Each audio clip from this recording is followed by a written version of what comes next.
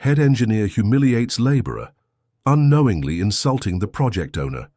The construction site buzzed under the scorching Denver sun as workers rushed back and forth, trying to meet tight deadlines for the city's newest development.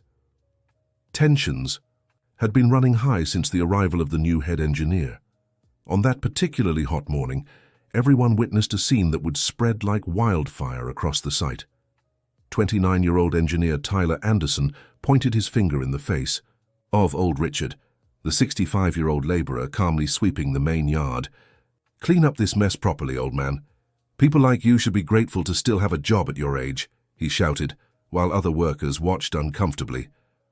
What no one suspected, not even the arrogant Tyler, was that this unassuming man with calloused hands and a calm smile was actually Richard Wilson, the owner of the entire project and one of Colorado's most successful construction entrepreneurs. Old Richard adjusted his worn-out cap, shielding his graying head from the sun, and kept sweeping as if the harsh words hadn't reached his ears. His social experiment, as he called it, had begun exactly 2 weeks earlier when he decided to work undercover to understand why his recent projects faced increasing quality issues and delays. He never imagined he'd uncover so much in such little time. "I'm talking to you. Are you deaf as well as incompetent?" Tyler pressed, annoyed by the laborer's apparent indifference. "Sorry, young man. I'll do better," old Richard replied gently, carefully observing the engineer's reaction. Tyler adjusted his blue hard hat and smirked. Fresh out of the state's most prestigious university, just 3 years prior, he'd been hired at a salary many seasoned engineers could only dream of, thanks to his brilliant thesis on cost reduction in large-scale projects. What his flawless resume didn't show was his complete lack of hands-on experience, and more importantly, his inability to handle people. "That little engineer won't last 2 months here," whispered Mike, a veteran, bricklayer, to his co-worker operating the cement mixer. "Never seen someone so full of themselves and so empty on the job." Jennifer Parker, the 34-year-old architect overseeing the project, watched from a distance. Unlike Tyler, she had earned everyone's respect through her professionalism and kindness. Quietly, she approached old Richard after the engineer walked away. "Are you okay? I'm sorry about his behavior."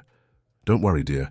I've lived long enough to know people like him have more to lose than I do," he replied with an enigmatic smile that left Jennifer puzzled. Meanwhile, Tyler entered the makeshift office, serving as his on-site workspace. On the wall hung the blueprints for Aspen Ridge Estates, a luxury residential complex, while reports on his desk made him grin as he reviewed them. He'd found several optimization opportunities, as he called them, to cut costs and boost his annual bonus. "Who needs 12mm rebar when 10mm is cheaper and works just fine?" he muttered, jotting notes in his material savings spreadsheet. What Tyler didn't know was that his predecessor, Mark, had been removed precisely for questioning the quality of originally specified materials. For old Richard, things were starting to make sense. The problem wasn't just in execution, but in the technical management itself.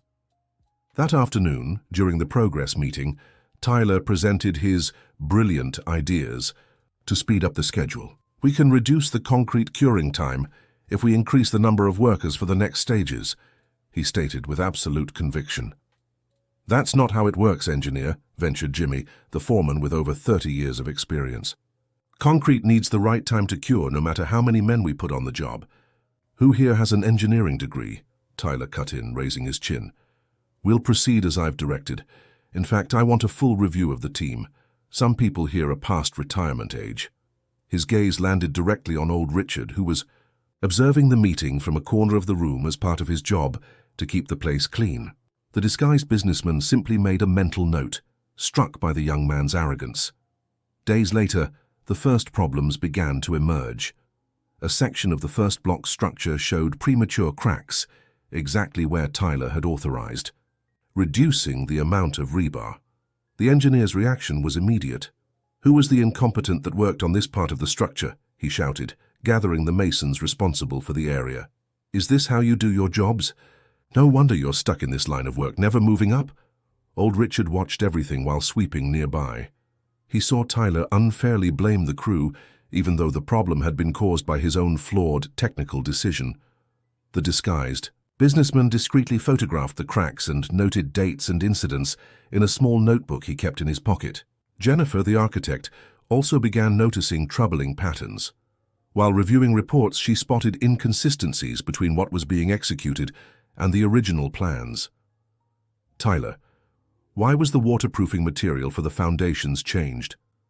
she asked during an inspection. "Resource optimization," he snapped, annoyed by the question. "The material I chose works just as well and saves us nearly 15%. But the original specs accounted for the high water table in this area. This savings could cost us dearly in the long run. Listen, Jennifer, worry about making the facades pretty and leave the engineering to those who know what they're doing, okay?" he retorted, turning his back and leaving the architect stunned by his rudeness. It marked the beginning of the engineer's thinly veiled hostility toward her. In the following days, Tyler started excluding Jennifer from important meetings and systematically ignoring her technical suggestions. Feeling isolated, the architect found an unlikely listener in old Richard. "I don't understand how someone so emotionally unprepared got this position," she vented as the two sat alone in the break area during lunch. "He's compromising the entire project's quality." "Have you tried talking to anyone at the company about it?" old Richard asked, careful not to reveal his identity. "What's the point? Skyline construction is huge. We're just numbers. To them. The owner, Richard Wilson, probably doesn't even know what happens here day to day," she replied, unaware of the irony. "Maybe he knows more than you think," the janitor remarked with a faint smile, offering her a piece of guava, paste from his lunchbox. Dear listener, if you're enjoying the story, don't forget to like and especially subscribe to the channel. It really helps those of us just starting out. Now back to the story. The situation at the site worsened each week. Tyler, obsessed with showing quick results to the construction company's board, kept altering technical specifications and pushing crews beyond safety limits. On a Friday evening, as a summer storm brewed over Denver, he insisted the work on the external structures continue. "Engineer, it's risky to keep the men on the scaffolds in this weather," warned Jimmy, the foreman, pointing to the darkening sky. "We've already lost too much time on this project. If we stop now, we'll fall another day behind," replied Tyler, unmoved. "Anyone who's scared can leave, but don't come back on Monday." The workers exchanged uneasy glances. Many of them were family men who couldn't afford to lose their jobs. Lightning was already streaking across the sky when old Richard, who had been closely observing the situation, decided to intervene more firmly for the first time. "Folks, let's call it a day. No one's climbing those scaffolds with this storm." "Coming?" he said loudly, setting aside his broom and walking to the center of the yard. A tense silence fell. The workers looked from old Richard to Tyler, unsure whom to obey. The engineer, red with anger at what he saw as unacceptable insubordination, marched toward the janitor. "Who do you think you are giving orders here?"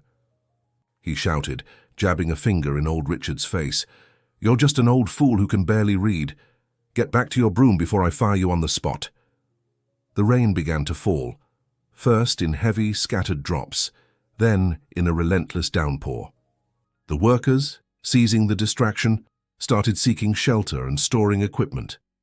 "No project is worth a worker's life, son," old Richard replied calmly, letting the rain soak his graying hair. "You can fire me, but you won't carry the guilt of a family man falling from those scaffolds. Your feet—" Tyler's words were cut off by a deafening crash. Part of the highest scaffold, struck by a strong gust of wind, collapsed beside the temporary office, exactly where the crews would have been working if they'd obeyed the engineer's orders. Tyler's face paled as he realized what could have happened. Without another word, he turned on his heel and locked himself in his office, drenched and humiliated. Old Richard helped the others organize what they could before everyone left early. "How did you know it would collapse?" Jimmy asked, impressed. "When you've worked construction for over 40 years, you learn to read the signs," the disguised businessman answered simply. "Go home, rest. We'll sort this out on Monday." Over the weekend, Tyler couldn't sleep. The image of the collapsed scaffold haunted him, as did old Richard's serene expression facing him in the rain. Something in that man's gaze unsettled him deeply. It wasn't fear or submission. feelings he was used to seeing in subordinates. It was something else, almost like pity. By Monday, news spread fast. There would be a surprise inspection from Skyline Construction's board on Wednesday. Tyler panicked. He knew his adjustments to the original design wouldn't hold up under closer technical scrutiny, especially the cracks already appearing in other parts of the structure.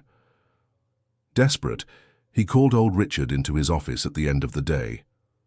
"I need you and a few others to work extra the next 2 days," he said, avoiding direct eye contact. "We'll cover up those flaws in Block A's structure. I'll pay you under the table." "You mean hide the cracks before the inspection?" old Richard asked, his expression neutral. "Call it what you want. Are you in or not?" Tyler snapped. "Mind if I ask why you don't report these issues officially and request a proper technical review?" Tyler slammed his fist on the desk. "Listen. Here, old man, I didn't call you in for advice. If you don't want the extra cash, I'm sure others will. Just don't come crying to me later when I start letting the older workers go from the site." Old Richard nodded slowly. "I'll get the job done, engineer, but I'll need the right materials." Relieved, Tyler gave instructions on how he wanted the cracks temporarily concealed and released a small budget for materials. What he didn't notice was the gleam in old Richard's eyes. He'd just gotten exactly what he wanted, a direct confession about the attempted fraud. That night, upon arriving at his real home, a spacious penthouse in the city's most prestigious neighborhood, Richard Wilson made 2 calls. The first to his lawyer, the second to his daughter, Elizabeth Wilson, financial director of Skyline Construction. "I found our problem, sweetheart, and it's worse than we thought," he said, looking over the photos and notes he'd gathered during his weeks working undercover. "Dad, I still don't understand why you had to go through all this. We could have hired an external audit," Elizabeth replied, concerned. "Auditors see papers, not people. I needed to understand what was happening at the heart of the company," he explained. "Tomorrow I'll send you some documents. I want you to prepare everything for our surprise visit on Wednesday." On Tuesday, while overseeing the concealment of the cracks, old Richard noticed Jennifer watching the operation from a distance, her expression troubled. Discreetly, the architect approached him when Tyler wasn't around. "What are you all really doing?" she asked quietly. "What does it look like we're doing?" he countered. "It looks like you're hiding structural problems for tomorrow's visit," she answered, distressed. "This is dangerous and unethical. People will live here someday." Old Richard glanced around to make sure they wouldn't be overheard. "Trust me, Jennifer. Sometimes we have to let the problem show itself clearly so everyone can see it." "What are you talking about? Who are you really, old Richard?" she asked, increasingly puzzled by the way this simple laborer spoke. Before he could answer, Tyler shouted from across the yard, calling Jennifer to an urgent meeting. She walked away, throwing one last questioning look at the laborer. At the meeting, Tyler presented a falsified version of the construction progress reports, omitting all the issues and unauthorized changes he'd made. After reviewing the documents, he turned to Jennifer with a forced smile. "I need you to sign as the responsible technical architect." "I can't sign this, Tyler. These reports don't reflect the reality of the site," she replied, pushing the papers back. "Listen, either you sign or I'll have to inform the board that you haven't been cooperative with the team. I'm sure they'd rather keep the lead engineer than an architect who only causes problems," he threatened. Jennifer's stomach dropped. She loved her job and the market was tough. With a sick mother depending on her health insurance, she couldn't risk losing her job. Still, her professional integrity spoke louder. "I'm sorry, but I won't compromise my reputation." "Do what you think you must," she said, standing to leave. "You'll regret this," he shouted as she walked out. Tears in her eyes, Jennifer went straight to the women's locker room, needing a moment alone. To her surprise, she found a hot cup of coffee on her locker with a small note. "The truth always finds its way. Hang in there, R.W." She picked up the coffee, puzzled by the initials. Something in the back of her mind began connecting the dots. But the idea seemed too far-fetched. On the morning of the inspection, the construction site looked impeccable. Tyler had ordered a thorough cleanup and instructed all employees on how they should behave in the presence of the directors. Wearing his best suit, he waited anxiously at the entrance alongside the other engineers on the project. "Where's Jennifer?" he asked one of the technicians. "She hasn't arrived yet, sir." "Good. Even better," he muttered, relieved he wouldn't have to deal with her during the inspection. At exactly 9 a.m., a convoy of 3 executive cars pulled up to the construction site. From the first vehicle stepped out an elegant woman in her 40s, whom Tyler recognized as Elizabeth Wilson, the financial director and daughter of the construction company's owner. 2 men in suits he didn't know, likely auditors, emerged from the second car. His heart nearly stopped when he saw who stepped out of the third vehicle. Jennifer. "What's she doing here?" he whispered to himself, feeling cold sweat trickle down his back. As he moved forward to greet the visitors, Tyler noticed a stir among the workers. Everyone was looking toward the site entrance, where a 4th car had just parked. Out stepped a silver-haired man in an impeccably tailored suit. It took the engineer a few seconds to recognize in this distinguished gentleman the features of old Richard, the laborer he had repeatedly humiliated over the past few weeks. His world seemed to slow down when he saw Elizabeth Wilson smile warmly and embrace the man, calling him Dad. The other executives approached respectfully, greeting him with deference. "Good morning, everyone," said Richard Wilson in the same calm voice Tyler had ignored so many times. "I see you're all surprised by my presence. I apologize for the little social experiment I've been conducting these past few weeks." His gaze locked onto Tyler's, who had gone pale as a sheet. "Mr. Anderson, I believe we have much to discuss about your innovative management techniques and material savings," he said with a smile that didn't reach his eyes. "But first, I'd like a full tour of the site. No sugarcoating. Jennifer has kindly agreed to accompany me to point out some discrepancies between the original plans and what was actually built." Tyler's legs nearly gave way. In mere seconds, his promising career, his bright future, everything was crumbling. For him. Ironic, really, like the scaffolding that had nearly caused a tragedy days earlier. The inspection was thorough and merciless. Every unauthorized change, every corner cut, every structural flaw was exposed and documented. The workers, once intimidated by Tyler, now spoke openly about the questionable practices they'd been forced to adopt.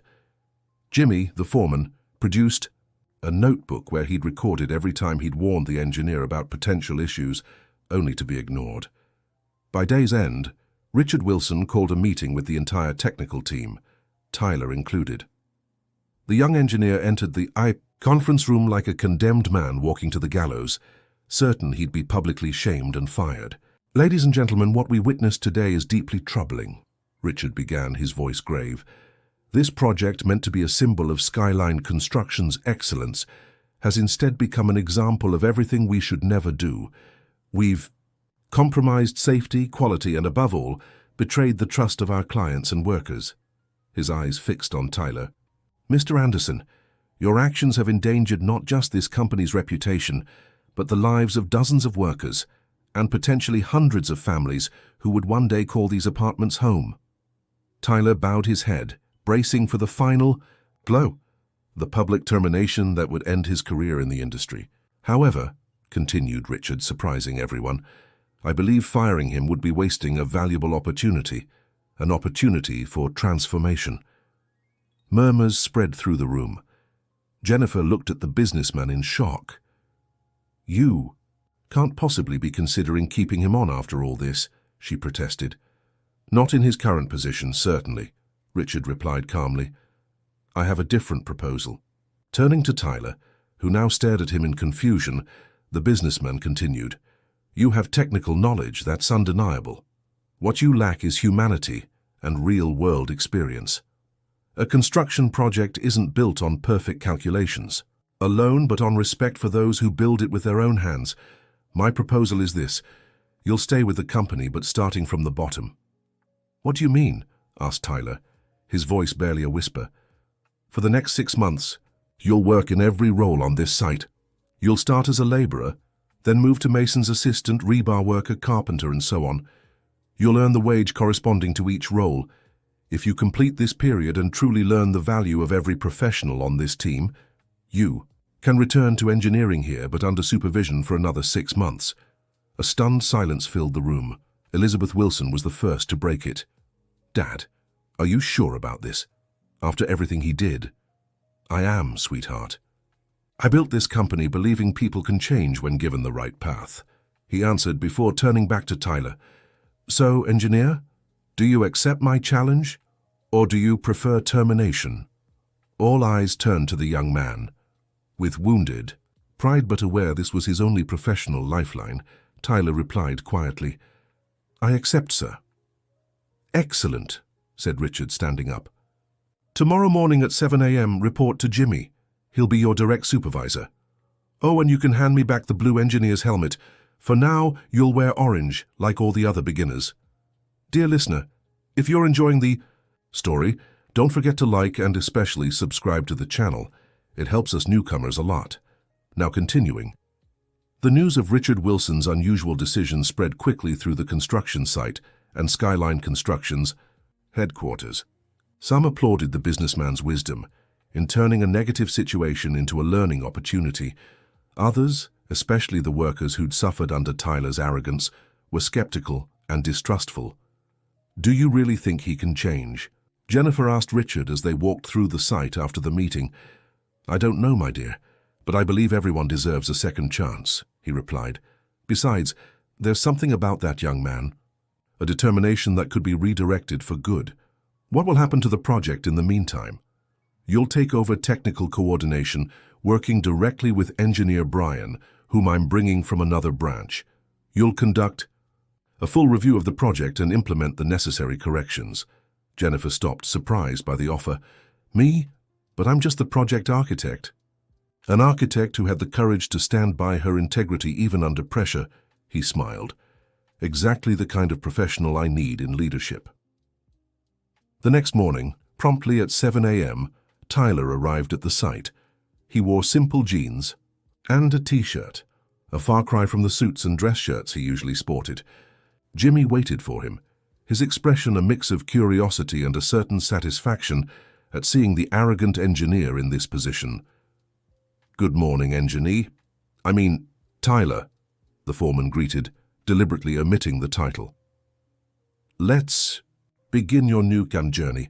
He handed him a broom, work gloves, and an orange helmet. Tyler picked up the items without a word, his face a mask of contained humiliation. Today you'll learn the basics. Cleaning the site, organizing materials, and assisting the bricklayers, explained Jimmy, leading him to the same area old Richard used to sweep. Lunch is at noon, just half an hour. Break at 10 a.m., 15 minutes. Understood, Tyler replied curtly. One last thing, Jimmy said, grabbing his arm. Here, you're not special. Just another worker trying to earn an honest living, like the rest of us. The first weeks were a personal hell for Tyler. The heavy, physical labor, which he wasn't used to, left his body aching every night. The calluses on his once soft hands, accustomed only to keyboards and papers, often bled. But worse than the physical strain was the treatment from his former subordinates. Most ignored him completely. Others made sure to remind him with sarcastic remarks of his own arrogant words from the past. During lunch breaks he sat alone, watching from a distance as groups of workers chatted animatedly, clearly excluding him. One particularly exhausting afternoon, while carrying bags of cement to storage, Tyler slipped in a puddle and fell, scattering grey dust all over his clothes and face. Laughter echoed across the site. Humiliated, he tried to get up but slipped again. That's when he felt a strong hand helping him up. It was old Joe, one of the oldest bricklayers, who had often been the target of his criticism in the past. Hold steady, kid, the worker said, wiping some of the cement from Tyler's face with a rag. First rule of the site, we might not like each other, but we never leave a fallen comrade behind. That small act of solidarity, from the last person he expected, stirred something unexpected in Tyler. That night, in his small rented apartment, he'd had to move, unable to afford his luxurious flat on his new salary, he cried for the first time since he was a child. What have I become? He asked himself, staring at his bruised and scraped reflection in the bathroom mirror. The next morning he arrived at work with a different attitude. Instead of keeping a closed-off, resentful expression, he began paying more attention to the people around him. He noticed Jimmy always arrived an hour early to prepare the day's tasks. He saw old Joe saving half his lunch to take home, probably for a child or grandchild. He observed how the workers, despite their exhaustion, found reasons to smile and joke with each other. Slowly, Tyler began absorbing not just the practical knowledge of construction, like the right consistency of mortar or the importance of each step in pouring concrete, but also deeper lessons about camaraderie and dignity in work. After 2 months as a general helper, he was promoted to bricklayer's assistant, working directly with old Joe. The seasoned professional was strict but patient, correcting Tyler's mistakes without humiliation. "See this wall?" old Joe asked one day, pointing to a structure they'd just finished. "Looks simple, right?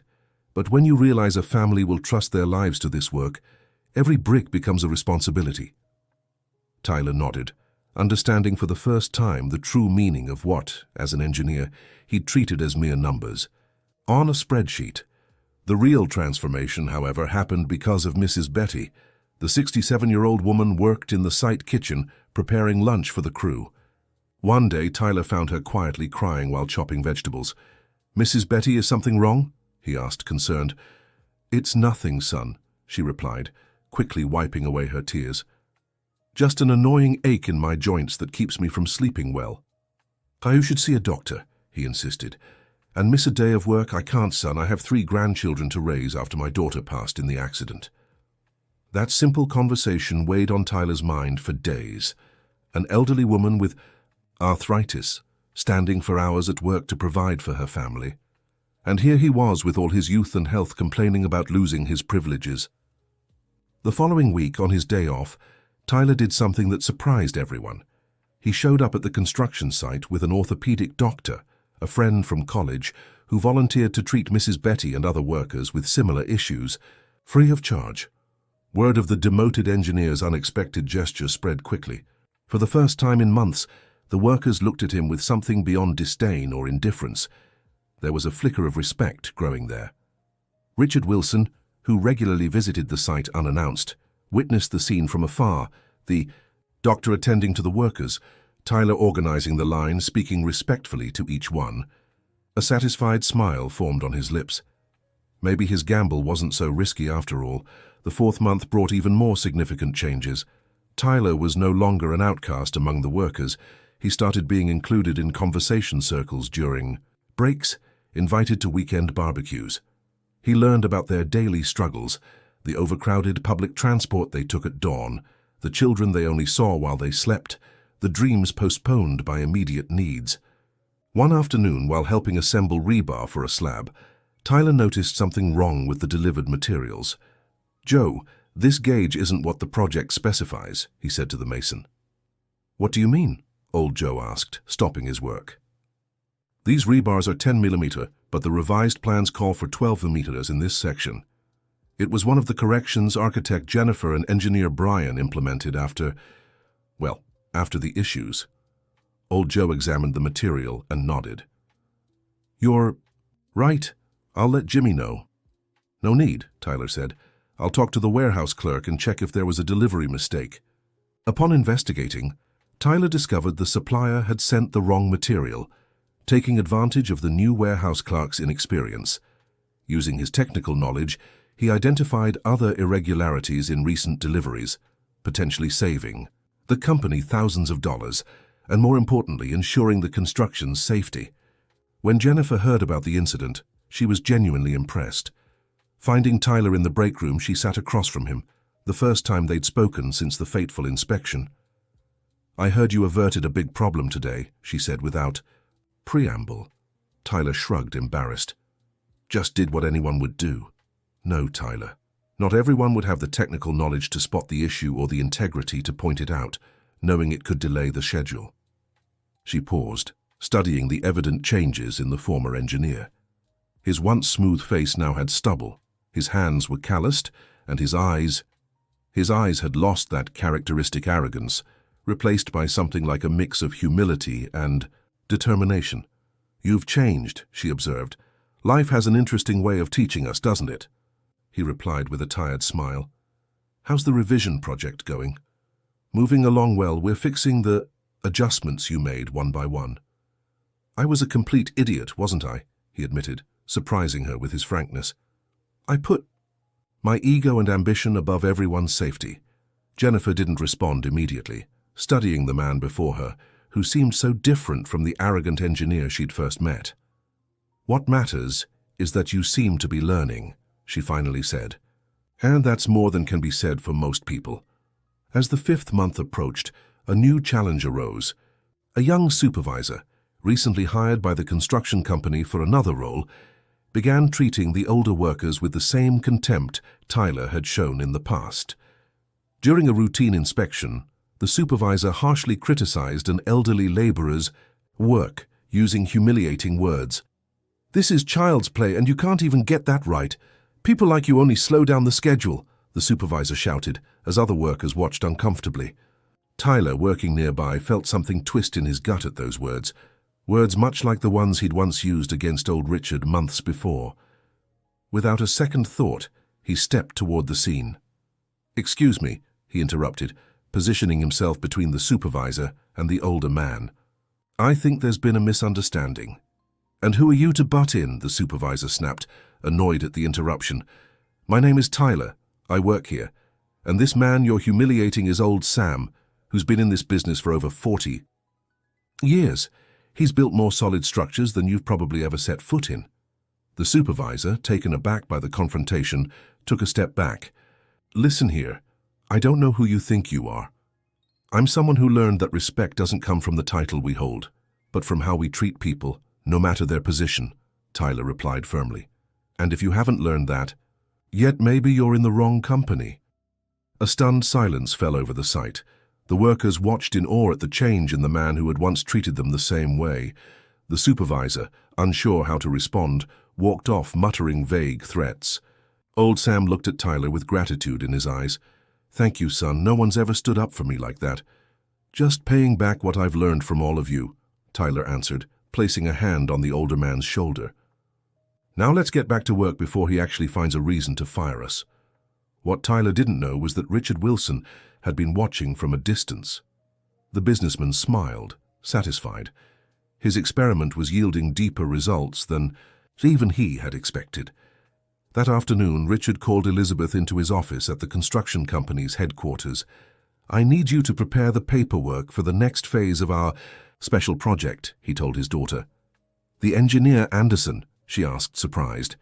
"There's still a month left before the deadline you set." "Sometimes, dear, the most important lessons are learned ahead of schedule," he replied with a knowing smile. "I want you at the site tomorrow. Bring the documents we discussed." The next day, without any warning, Elizabeth Wilson arrived at the construction site, accompanied by the company's head of HR. Tyler, who was helping pour a concrete slab, barely noticed the commotion until Jimmy called him over. "That young man's working on the concrete pour. He can't stop now," the foreman explained to Elizabeth, respectfully but firmly. "That's fine, we'll wait for the break," she agreed, an unusual gesture for an executive of her rank. 2 hours later, sweaty and speckled with concrete, Tyler was finally released for his break. Jimmy led him to the makeshift meeting room, where Elizabeth and the HR executive waited. "Mr. Anderson," Elizabeth greeted him formally, "could you join us for a moment?" Tyler walked into the room, embarrassed by his dirty appearance in contrast to the impeccably dressed executives. "Sorry about the presentation," he said, trying to wipe some of the concrete off his hands. "We were finishing up a pour." "Don't worry about it," replied Elizabeth, gesturing to a chair. "Please, have a seat."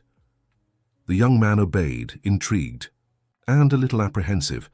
Was he finally being fired? "Mr. Anderson, we've been closely following your journey over the last 5 months, Elizabeth began, flipping through a folder of reports. "We have feedback from all your supervisors, co-workers, and of course my father's personal observations." Tyler waited silently, his heart racing. "When my father proposed this experiment, I'll admit I was against it," she continued. "I thought it was just an elaborate way to humiliate you before an inevitable dismissal. But my father insisted. He saw something in you that deserved a second chance." She paused, studying his reaction. "The initial reports confirmed my suspicions. Isolation, resistance, resentment. Exactly what I expected. But then something started to change. By the 3rd month, the tone of the reports shifted significantly. Initiative, teamwork, standing up for your co-workers. And most impressively, using your technical knowledge for the benefit of the project, not just for yourself. The HR executive slid an envelope toward Tyler. "Is this—" he began, too nervous to finish the question. "Open it and see," Elizabeth replied. With trembling hands, Tyler opened the envelope. Inside, he found a new employment contract and a badge with his name and the title, Assistant Engineer, Quality and Safety Division. "I don't understand," he said, confused. "There's still a month left to complete. My father believes—" "You've already learned the most valuable lesson you needed to learn," Elizabeth interrupted. "And against all my initial expectations, I agree with him." "What lesson would that be?" Tyler asked, still processing the turn of events.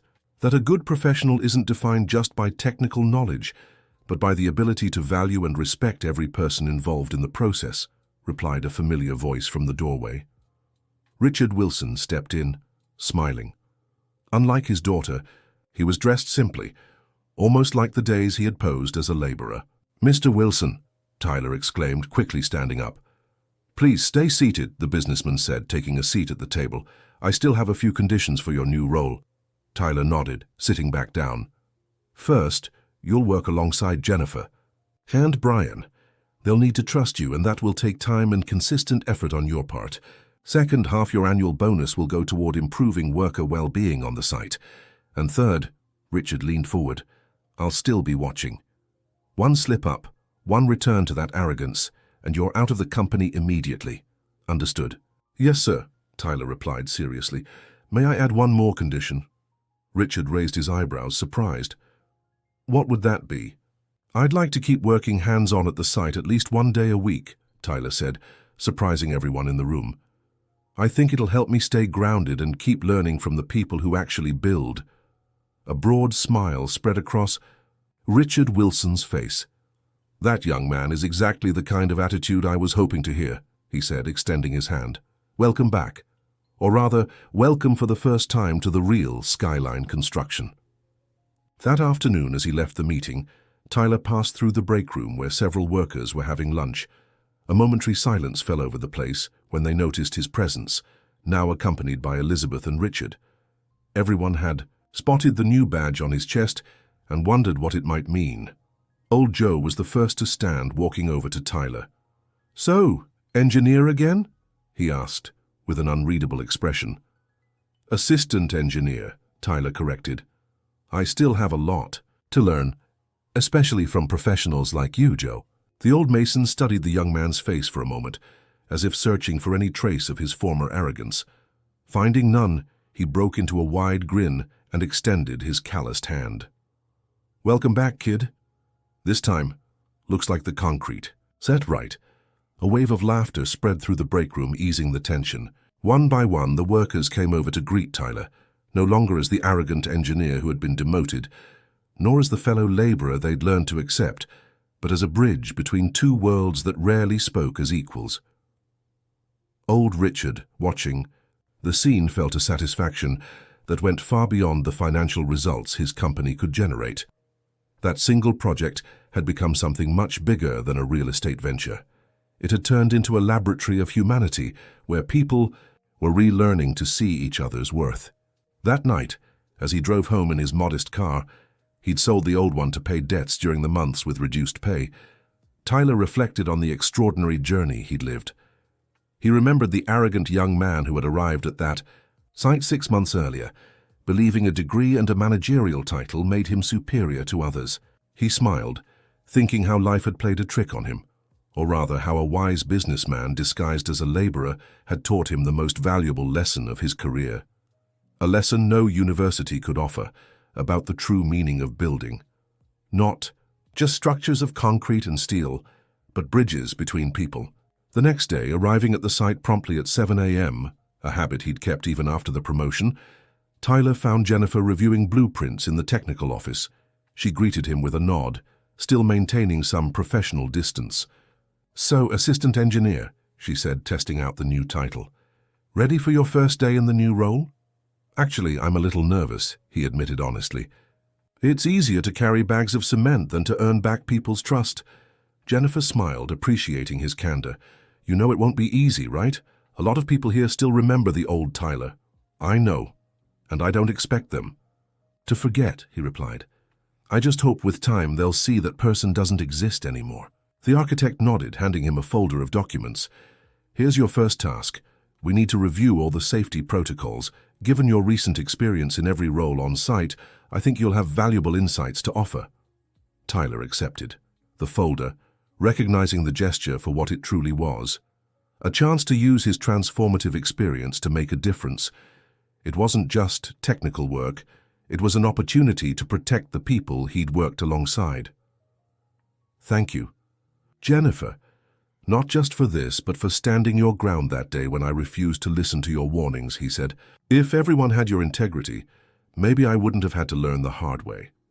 Sometimes the hard way is the only way that really works, she replied with a small smile. Now let's get to work. We've got a lot to do. In the weeks that followed, the dynamics on site transformed. With Tyler in quality and safety, many practices were re-evaluated. His technical knowledge, now combined with hands-on experience in each role, brought significant improvements to working conditions and construction safety. Every Friday, as he had requested, he would swap his engineer's badge for an orange hard hat and work alongside the laborers in various tasks.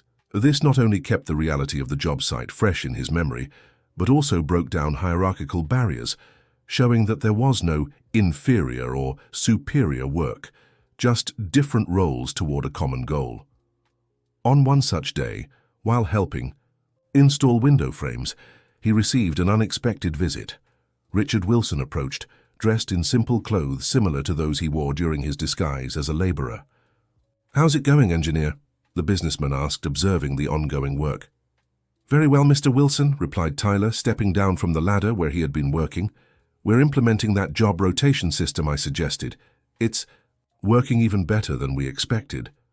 The one where all technicians spend 1 day a month working in operational roles." Exactly. There was a lot of resistance at first, but the results speak for themselves. The projects are more realistic, the specifications more practical, and communication has improved significantly. Richard smiled, pleased. "So you're passing on your lesson to others?" "It's the least I can do," Tyler replied, "turning my experience into something useful for the company and everyone who works here." The businessman surveyed the bustling job site, where workers from different areas interacted with more ease and respect than he had ever seen on any other project.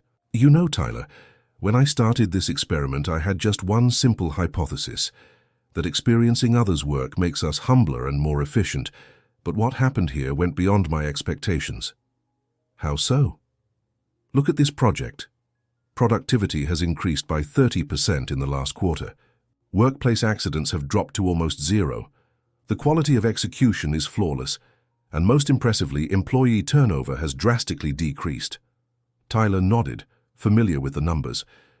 "You've created a model that could be replicated at other job sites," he suggested. "No, Tyler, we created it, and that's exactly what I intend to do," Richard replied, a gleam in his eye. "Starting next month, all newly hired engineers at Skyline Construction will go through an immersion period similar to yours. Of course, under more controlled conditions and with clear learning objectives from the start." "That's revolutionary for the industry," Tyler remarked, impressed.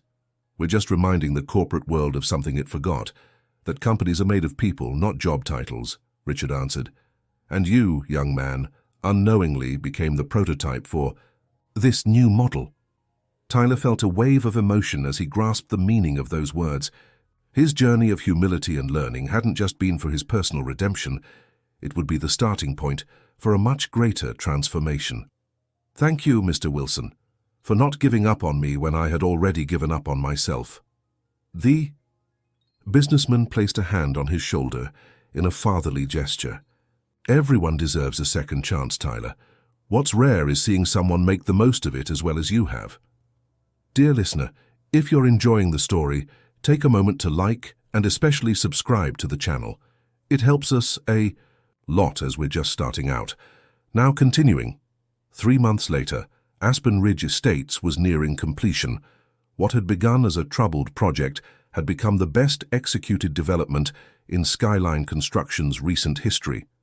The ETD team, once divided and demoralized, now functioned as a cohesive unit where every role was respected and valued. On a sunny Saturday morning, Richard Wilson organized an unprecedented event, an open house at the nearly completed construction site where workers' families were invited to see the place where their loved ones spent most of their days. Usually, families only step onto construction sites when the building is already ready for sale, Richard explained to the small group of executives who questioned the initiative. I want them to see not just the final result, but the process, to understand the value of each person's work in this project. The event was a resounding success. Children watched in awe as their parents explained their roles. Wives finally understood why their husbands came home so exhausted. Elderly mothers swelled with pride, seeing the tangible results of their children's efforts.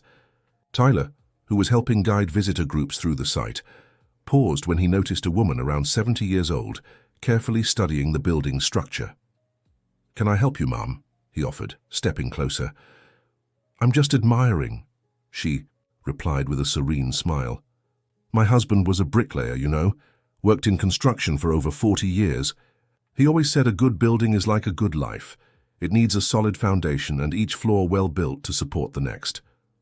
"Your husband was a wise man," Tyler remarked, moved by the analogy. "He would have loved seeing this," she continued, pointing to a group where engineers and workers chatted animatedly with visitors, none of the usual hierarchical barriers in sight. In his day, engineers wouldn't even look a bricklayer in the eye. They were worlds apart. Tyler nodded, recognizing the truth in her words. "Things are changing, even if slowly. At least here we're trying to build something different." "I can see that," she smiled. "My grandson works here, you know. Jimmy, the foreman. He tells me how much has changed these past few months. Talks a lot about an engineer who started this whole new movement. Would that be you?" Before Tyler could answer, Jimmy approached, surprised to see his grandmother talking to the young engineer. "Grandma, you've met Tyler." "We were just talking about solid foundations," she replied with a knowing smile. "Your friend here seems to understand the subject." "Oh, he does," Jimmy laughed. "This guy learned construction the hard way, from the ground up, literally." The woman looked at Tyler with renewed interest. "So it's you, the engineer who became a laborer and then an engineer again. Jimmy told me your story. Sounds like something out of a soap opera." Tyler smiled sheepishly. "It's a long story. Mrs. Dorothy," she introduced herself.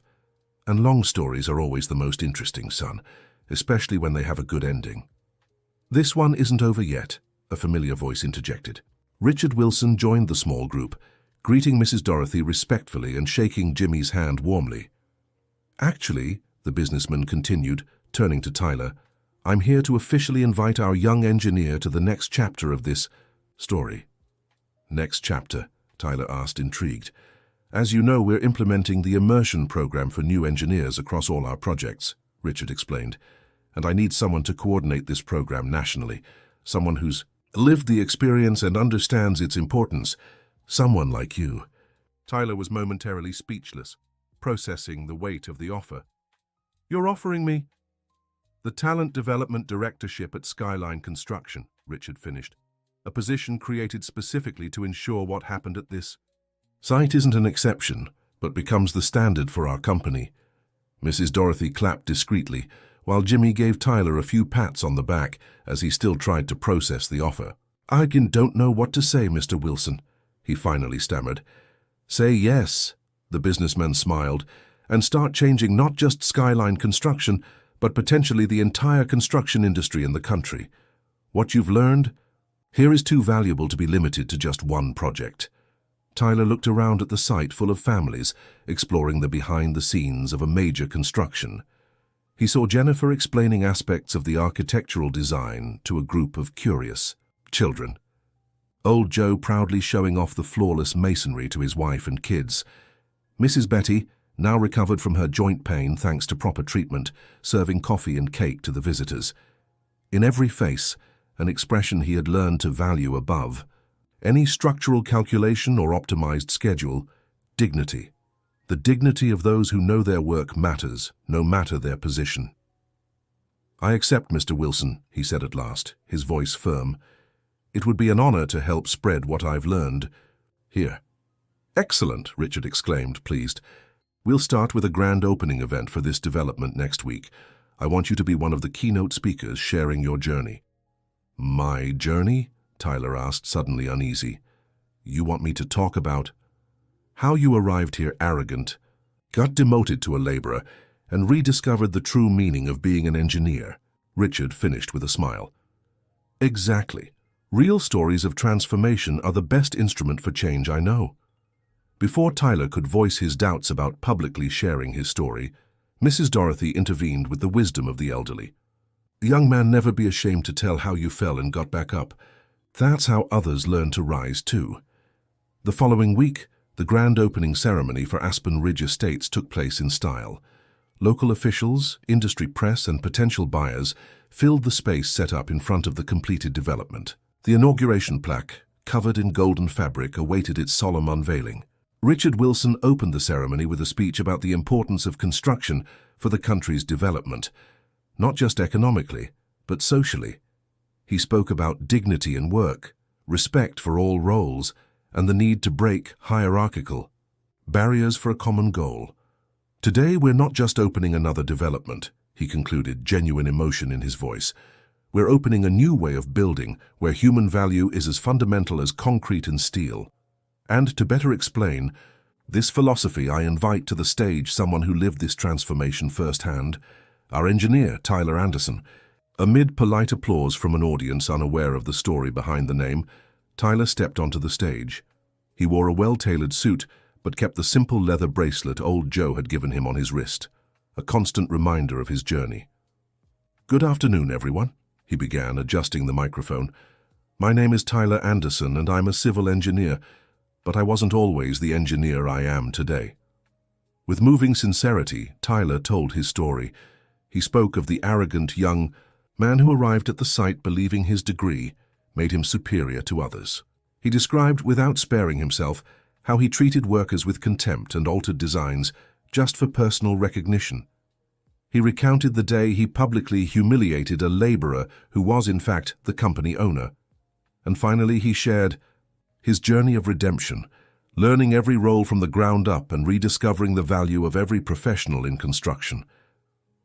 "The building we inaugurate today is not just a physical structure," he concluded, gesturing to the imposing edifice behind him. "It stands as proof that people can change, that hierarchies can be rethought, and that mutual respect yields far greater results than fear or the imposition of authority. Every apartment, every hallway, every detail of this project carries the mark of people who learn to work as true partners, not as superiors and subordinates." As Tyler finished his speech, he was met with a standing ovation, not just from the ceremony's guests, but especially from the construction workers who had been specially invited and occupied the front rows. Men and women who had seen him at his worst moment of arrogance and also at his best moment of transformation now applauded him with genuine respect. Jennifer, who would speak next about the architectural aspects of the project, embraced him as he stepped off the stage. "That was incredible, Tyler," she said with sincere admiration. "Few would have the courage to expose themselves like that." "It's not about courage," he replied. "It's about honesty. I can't propose change without acknowledging my own mistakes first." The ceremony continued, with several speakers highlighting the technical and commercial aspects of the project.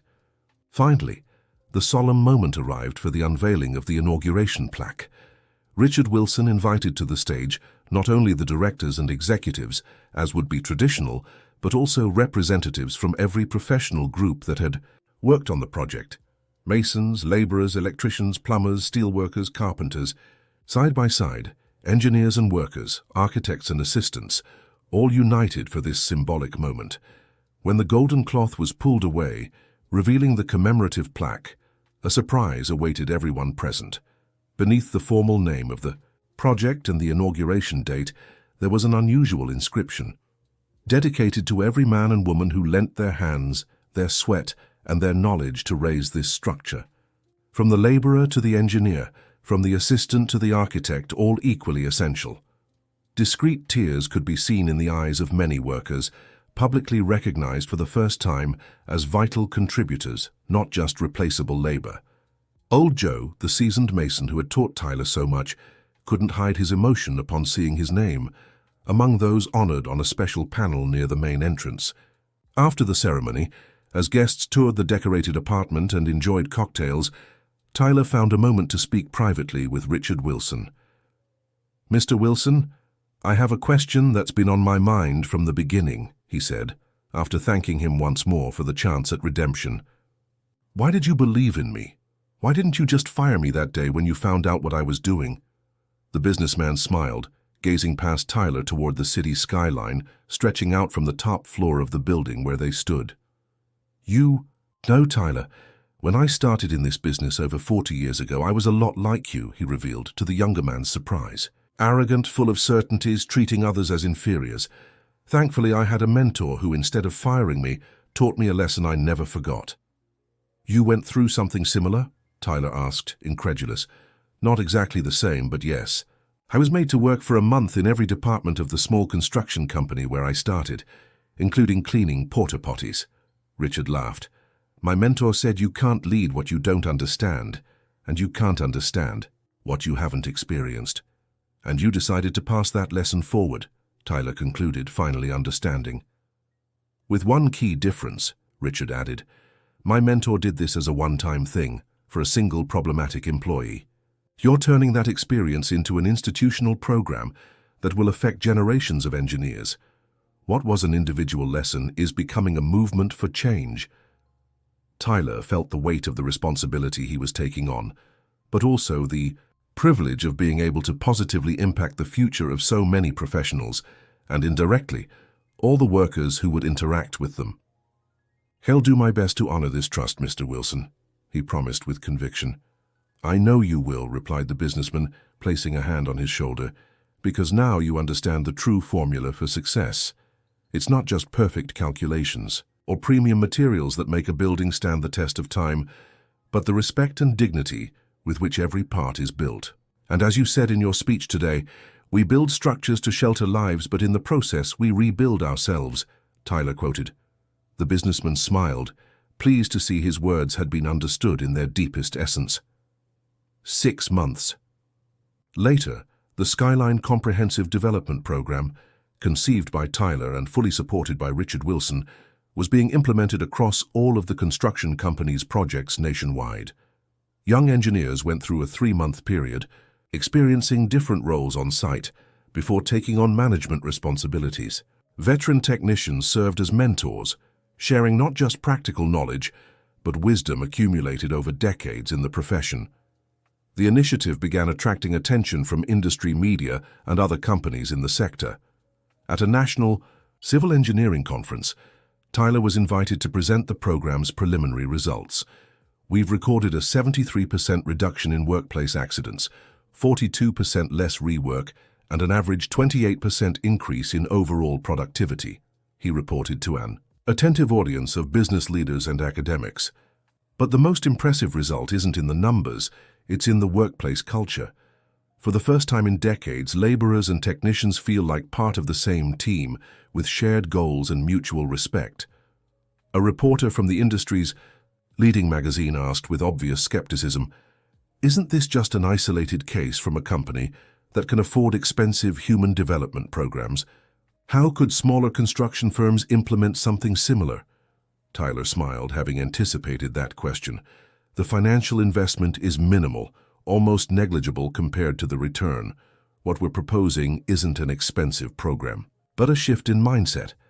And to make this transformation easier for companies of all sizes, the Richard Wilson Foundation for Social Innovation is providing the entire methodology, training materials, and initial consulting free of charge to any construction firm interested in implementing similar programs." The news caused a stir in the audience.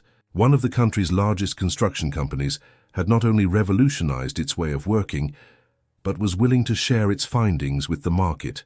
No strings attached. After the presentation, Tyler was surrounded by business owners, eager to learn more about the program. Among them, he noticed an elderly man about 70 years old patiently waiting his turn to speak. "Young man, congratulations on this initiative," the older gentleman said when he finally got close. "I'm Harold Thompson, owner of Foundation Builders, a small company in Tucson. I came here specifically to hear your talk." "It's an honor." "Mr. Thompson," Tyler replied, genuinely interested, "how did you hear about our program?" "My grandson is an intern at Skyline Construction in Miami," the older man explained. "He told me about this engineer who started as a laborer and transformed everything he knew about hierarchy on construction sites.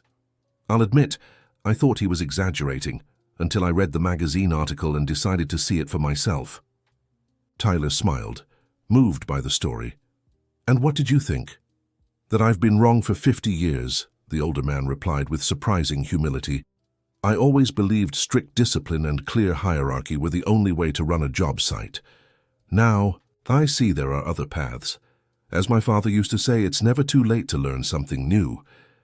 "Your company would be welcome as a pilot partner in our outreach program," Tyler offered.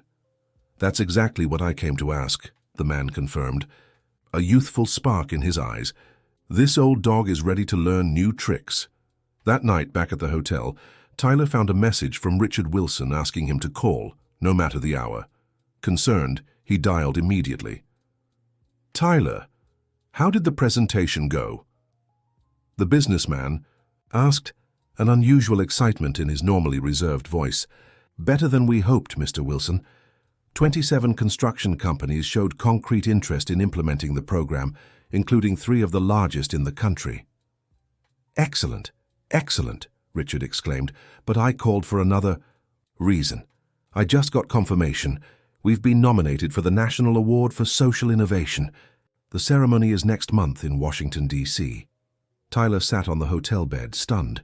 The National Award for Social Innovation was one of the most prestigious honors for companies driving meaningful change with positive social impact. "That's incredible, Mr. Wilson." "And that's not all," the businessman continued, barely containing his enthusiasm. "I got a call from the Department of Labor. They want to study our program. They're considering incorporating elements of it into updated regulations for the construction industry. Imagine the nationwide impact." Tyler could hardly believe what he was hearing. What had begun as a lesson in humility for an arrogant young engineer was now becoming a movement capable of transforming an entire sector, potentially improving the lives of millions of workers across the country. "Mr. Wilson, I don't know what to say." "Don't say anything, son, just keep up the good work," Richard replied, his voice suddenly thick with emotion. "You know, when I decided to disguise myself as a laborer on that job site, I never imagined where it would lead. I just wanted to understand why we were having quality issues. But I discovered something far greater, that a company's greatest asset isn't its equipment or processes. It's the people and how they relate to one another." After hanging up, Tyler stood by the hotel window for a long time, gazing at the illuminated city below. He remembered the arrogant young man he'd once been, pointing a finger in the face of an older man sweeping the floor, never imagining that moment would change not just his life, but potentially an entire industry. He smiled, thinking how sometimes the deepest lessons come from the most humbling experiences, and how true engineering isn't just about concrete structures, it's about building bridges between people, no matter their position or title. The following month, in a packed auditorium in Washington, D.C., Skyline Construction received the National Award for Social Innovation. The ceremony, broadcast live on TV and digital platforms, was attended by officials, business leaders, and civil society representatives. When it came time to accept the award, Richard Wilson surprised everyone by inviting not just Tyler to the stage, but also Jimmy, Old Joe, Mrs. Betty, and other workers from the original job site where it all began. "This award doesn't belong to me or to Skyline Construction," the businessman declared into the microphone. "It belongs to every man and woman who, with their calloused hands and practical wisdom, taught me that true leadership doesn't come from the top down, but is born from mutual respect and valuing every role." As the audience gave a standing ovation, Tyler watched with emotion that unlikely group on stage. Executives in formal suits side by side with workers in their best Sunday clothes, united by mutual respect and a shared vision of dignity in labor. The image perfectly captured the essence of the transformation they had begun. It wasn't just about restructuring a company or an industry, but about rebuilding human relationships at their most fundamental level. The recognition that, regardless of position or education, every person carries intrinsic worth and deserves to be treated with respect. And it had all started with a public humiliation, when an arrogant engineer pointed his finger at a laborer, not knowing he was the owner of the project. End of story.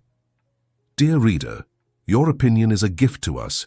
What did you think of Tyler's journey and his transformation? Have you ever witnessed someone change so profoundly? Leave your comment, subscribe to the channel, and share this story of perseverance and humanity. Together, we don't just build buildings, we build bridges between hearts.